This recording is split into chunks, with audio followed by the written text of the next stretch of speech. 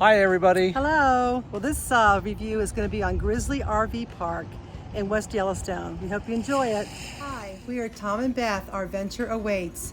We downsized, sold our home, moved into our fifth wheel, and have been on the road as full-timers for over a year now. We're exploring this beautiful country of ours while we can. We hope you will follow along with us as we continue our venture. We travel not to escape life, but for life not to escape us. So this is the entrance to Grizzly RV Park in West Yellowstone, Montana. It's at the corner of Electric and Gray Wolf roads. So if your GPS doesn't tell you to come in on one of those roads, it's bringing you in on the wrong road. So this is the check-in area. There are 5 lanes for you to park in while you check in. If you've already checked in, you can come in over here to the left. If you're in one of the sites that does not have sewer, they only have a few, but if you're in one of those sites, then the dump stations are off on the left, right there on the way out. Actually, on the way out, they're on the right. So this is the office where you check in and you register. If you're interested in having good Wi-Fi, you need to make sure that your campsite is close to the office. And even then, it's not a real fast Wi-Fi connection. So this section of the park is to the right of the main gate when you come in. I think it's a newer section, isn't it? This is newer. I think this is newer. The trees are not as tall. Somebody's trying to get in the video there. So there are back ends on the left, and in the middle are pull-through sites. And you can see there are some cabins over that way. Each section has a bathroom and a laundry in each of the bathhouses as well. Yeah, that's nice. Each one has their own separate laundry. Yeah, which is so very nice. It is very nice. So, and there are some cabins right along this side as well, and over here, outside, just outside the park, within walking distance, is a zip line and ropes adventure course thing. You can see it in the background just beyond those trees. This is representative of all of the streets. They're all pretty wide, so easy to get in and out of your sites.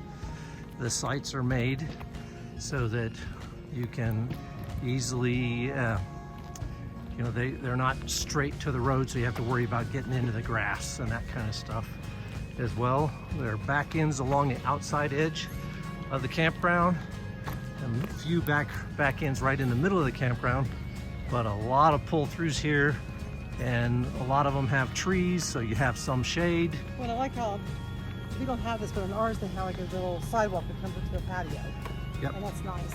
Yeah, it's nice. And some of the sites, like this one straight in front of us, actually has enough room off to the right for them to park their vehicle as well, of these all back to here. the side. Yeah. So instead of having it right in front of the rig. These are mainly for the back ends, right? Yeah, mainly back ends, I Yeah. think, but some of the pull-throughs have it too. Yeah. So here's a sample of a pull-through. The hookups are pretty much in the middle of the site, so it makes it relatively easy for your rigs. You can pull forward a little more if you want and park behind, or you can park in the back of them. Totally up to you. And they're also nice and long too. They're very long sites. Yeah, they have long sites. The pull-throughs are very long.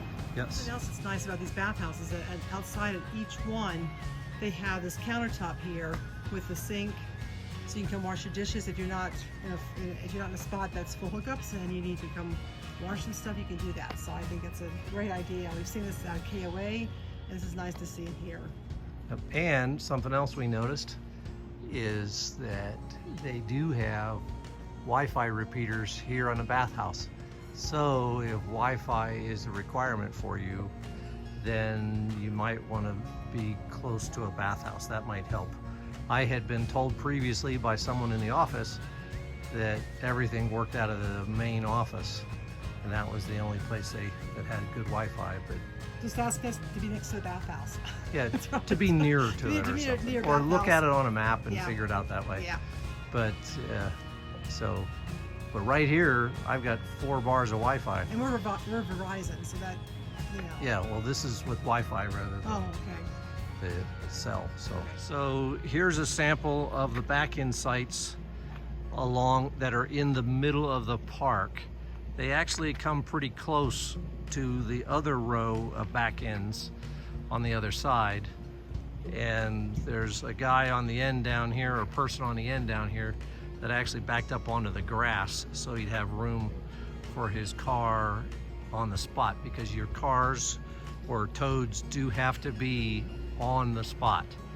So, but that's an example of the back-end campsites. Here's an example of a back-end site right along the back of the park.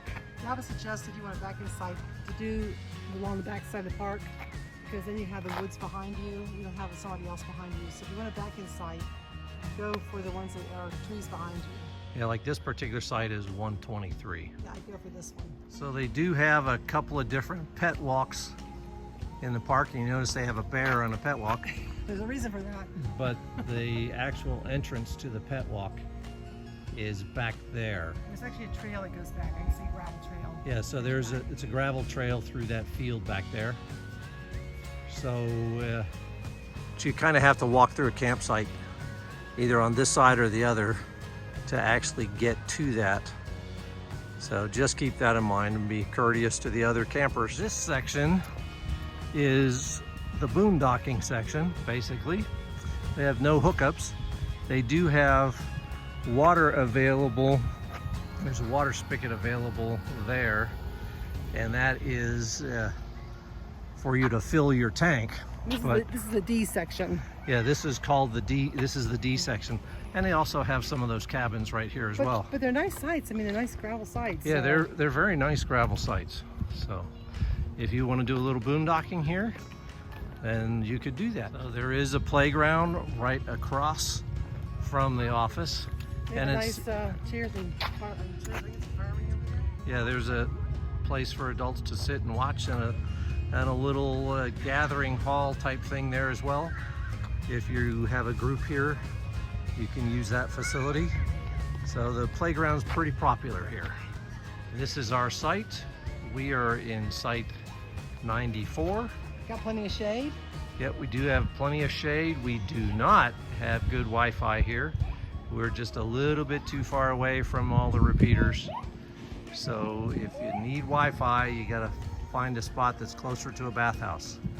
But you can see it's got a nice yard area. It's got a little paved area for your picnic table and chairs, and if you wanted to put your mat out there as well. But it's a real nice site, and it's gravel. It's a gravel pad, and it's relatively level. We had absolutely no problem getting the alpine to level up for us. So we've been real happy with this site, with the exception of Wi-Fi.